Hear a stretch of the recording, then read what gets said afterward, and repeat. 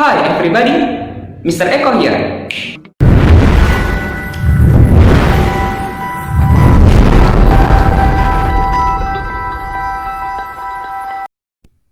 Assalamualaikum warahmatullahi wabarakatuh. Ananda yang Bapak sayangi karena Allah, apa kabarnya calon-calon pejuang PTN? Hari ini bertemu lagi ya dengan Bapak. Sudah lama kita tidak bertemu.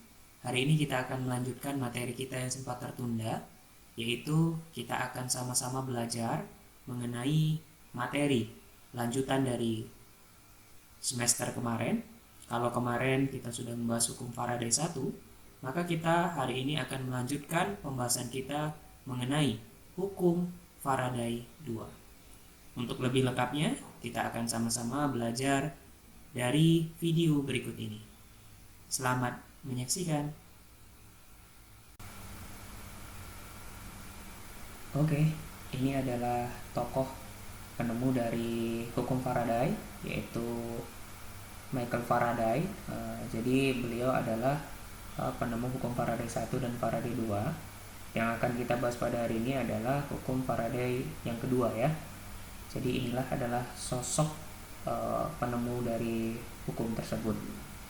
Oke, kita bisa baca ini hukum Faraday kedua, yaitu massa zat yang dibebaskan pada elektrolisis berbanding lurus dengan massa ekuivalen zat tersebut. Jadi ini adalah prinsip dari hukum Faraday yang kedua. Kalian bisa lihat itu ada di thumbnailnya ya. Kemudian kita juga akan melihat persamaan dari hukum Faraday 1. Jadi hukum Faraday 2. Jadi persamaannya adalah W1 per W2 sama dengan E1 per E2. Jadi W-nya adalah massa, jadi massa senyawa pertama per massa senyawa kedua dibandingkan dengan E1 per E2-nya. Oke. Kemudian ini adalah penjelasan tambahan dari hukum Faraday. Jadi hukum Faraday 2, arus yang mengalir dari dalam wahana jumlahnya sama karena dirangkai seri. Perbandingan massa zat-zat yang dibebaskan selama elektrolisis sama dengan perbandingan massa ekuivalennya. Yang ketiga, dalam hukum Faraday 2, anion pada wadah 1 dan 2 adalah sama. Contohnya, NiSO4 dengan CuSO4, anionnya adalah sama-sama sulfat. Dan nanti ini akan saya berikan contoh soalnya di video selanjutnya. Jadi Ananda, ini adalah soal yang bisa kita selesaikan dari hukum 2 Faraday. Jadi dua buah sel masing-masing berisi larutan FeSO4 dan larutan CuSO4. Kemudian pada sel pertama beratnya itu 1,18 gram. Berarti yang ditanya adalah W2-nya atau berat dari logam Cu. Nah, apa yang harus kita lakukan? Yang pertama kita lakukan adalah kita mencari muatan dari kedua senyawa. Kita tulis dulu, diketahui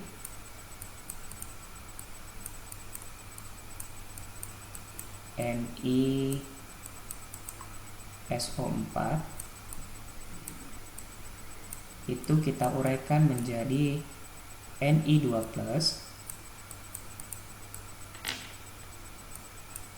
kemudian ditambah SO4 2-. Nah, di sini kita berfokus pada muatan Ni. Artinya muatannya adalah plus 2. Oke, kemudian kita buat juga CuSO4. CuSO4 kita ionisasi juga. Ini akan membentuk Cu2+ ditambah SO4 2-. Ini muatannya sebesar 2 juga. Oke. Jadi kita masing-masing udah menemukan muatannya nih. NiSO4, Ni-nya kita sudah dapat muatan plus 2. Kemudian CuSO4, Cu-nya kita juga dapat plus 2. Setelah itu kita tulis juga yang diketahui adalah W ya. massa. W1-nya itu tadi 1,18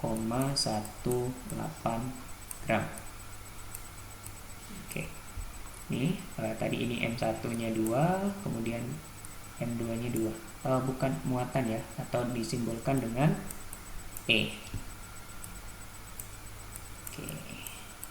Nah, kemudian ditanya W2.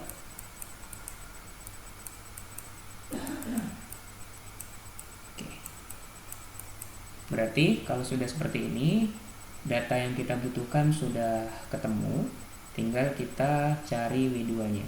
Kita masukkan ke persamaan, W1 dibagi W2 sama dengan E1, sama dengan ya, E1 dibagi E2.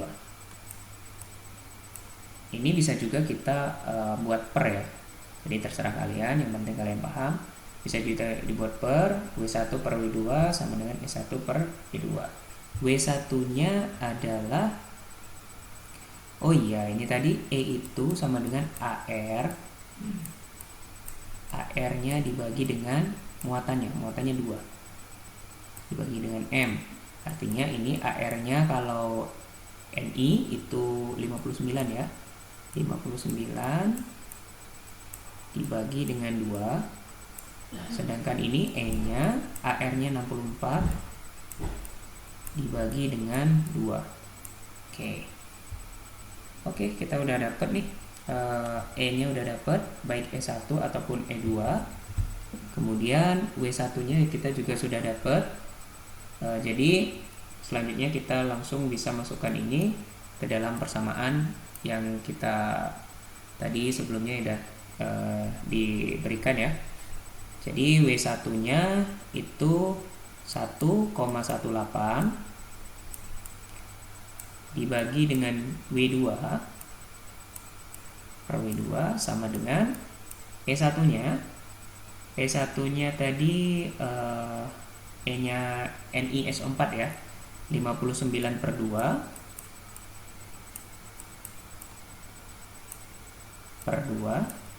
dibagi 64 per 2. Oke. Ini kalau mau kita sederhanain dulu boleh. Jadi 1,18 per W2 sama dengan 59 bagi 2 itu 59 per 2 39,5 ya. 39,5. Ntar kita cek dulu. 59 bagi 2 29,5 maksudnya ya. 29,5 dibagi dengan 64 bagi 2 itu 32. Oke. Selanjutnya kita bisa kali silang. 29,5 W2 sama dengan 32 dikali 1,18, itu hasilnya 37,76.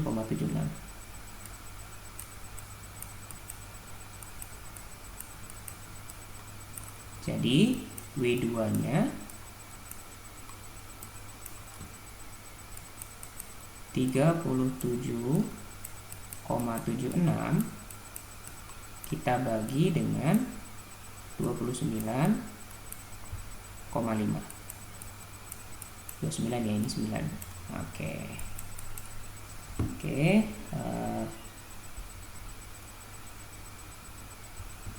Hasilnya adalah W2-nya kita dapat 1,28 gram. Oke, selesai untuk menentukan massa dari logam cuprum ya. Cuprum artinya tembaga, berarti bisa kita dapatkan W2-nya itu 1,28 gram.